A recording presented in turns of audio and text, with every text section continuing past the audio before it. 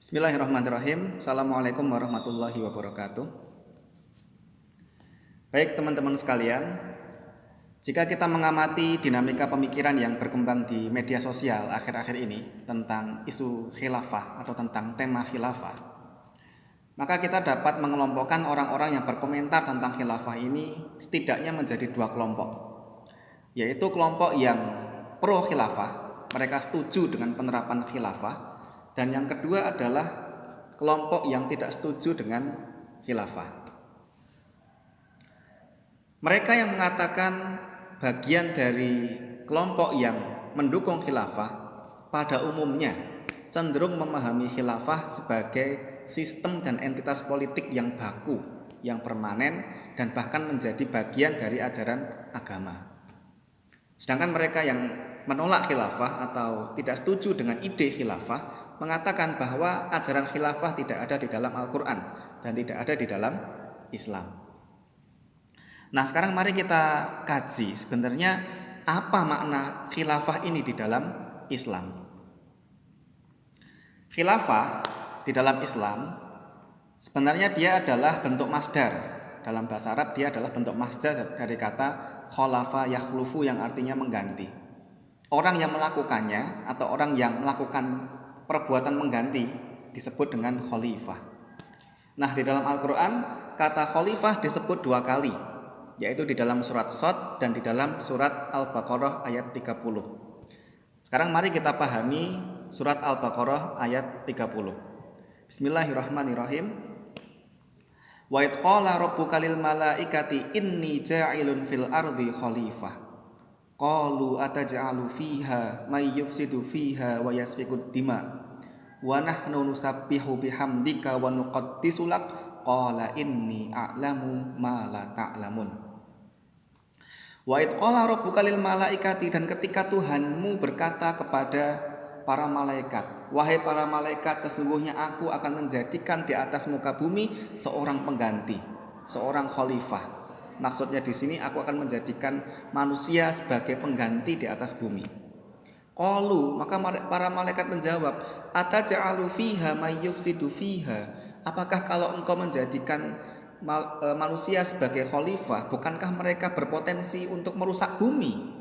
Wa yasfikud dima, dan berpotensi menumpahkan darah.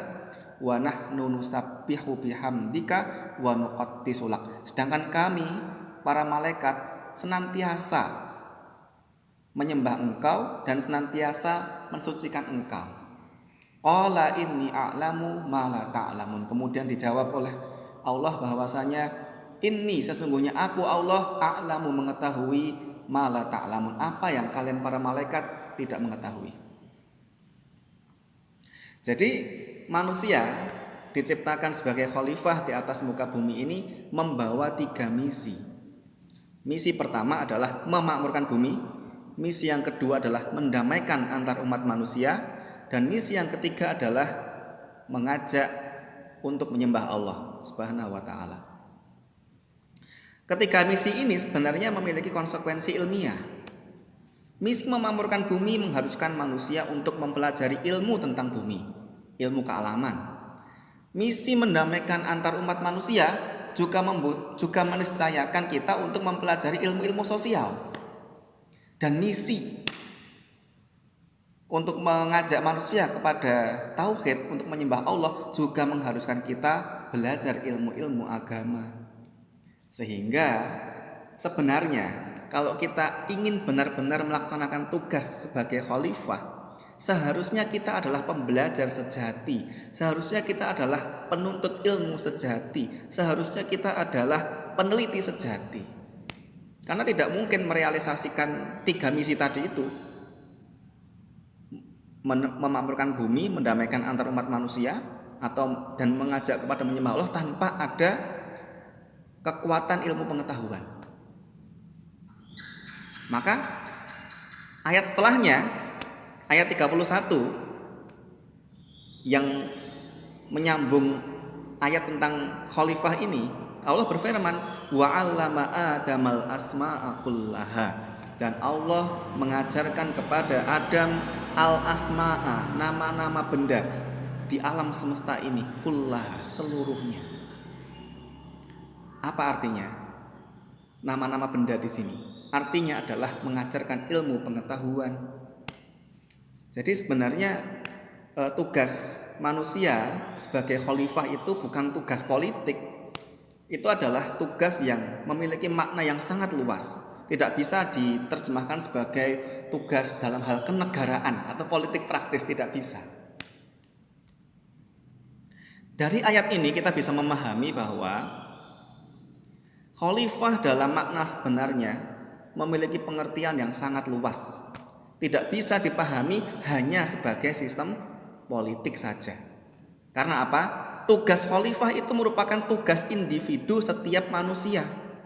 Baik dalam posisinya sebagai individu, baik dalam posisinya sebagai kepala keluarga, baik sebagai pemimpin publik, pemimpin desa misalnya, atau pemimpin masyarakat yang lainnya, atau bahkan pemimpin negara. Dan tugas kekhalifahan manusia tidak berarti perintah untuk mendirikan sebuah negara. Karena di dalam Islam itu negara adalah alat, bukan tujuan. Negara itu hanya instrumen. Nah, ini yang perlu kita pahami. Nah, maka kita di sini menemukan kekeliruan dari orang-orang yang mendukung khilafah dalam pengertian sempit. Seolah-olah kalau mendukung khilafah itu harus mendirikan satu negara di seluruh dunia. Ini saya kira adalah sesuatu yang utopis, sesuatu yang tidak logis untuk diimplementasikan. Karena tadi itu di dalam Islam itu negara adalah alat, bukan tujuan. Tidak ada perintah mendirikan negara, tidak ada. Yang ada adalah tugas kekhalifahan, tugas memakmurkan bumi, yang itu bisa dilaksanakan secara individu, bisa dilaksanakan secara kolektif, dan bisa dilaksanakan dalam posisi jabatan publik. Jadi bukan harus mendirikan sebuah negara, tidak. Tapi ketika kita tidak setuju dengan ide tentang khilafah dalam pengertian sempit ini, kita juga tidak perlu mengatakan bahwa kita anti khilafah, tidak perlu. Karena bagaimanapun juga khilafah ini adalah term agama. Kata khilafah memang tidak ada di dalam Al-Quran, tetapi dia ada di dalam hadis-hadis sahih. Maka dari itu kata khilafah adalah terminologi agama Islam. Jadi tidak perlu kita mengatakan saya anti khilafah, tidak perlu. Kalau kita tidak setuju dengan ide khilafah, cukup dikatakan saya tidak setuju dengan ide khilafah dari kelompok ini, ide khilafah dari kelompok itu. Jangan mengatakan secara general saya anti khilafah, tidak perlu, gitu ya. Oke, mungkin itu dulu untuk pertemuan kali ini. Semoga ada manfaatnya. Assalamualaikum warahmatullahi wabarakatuh.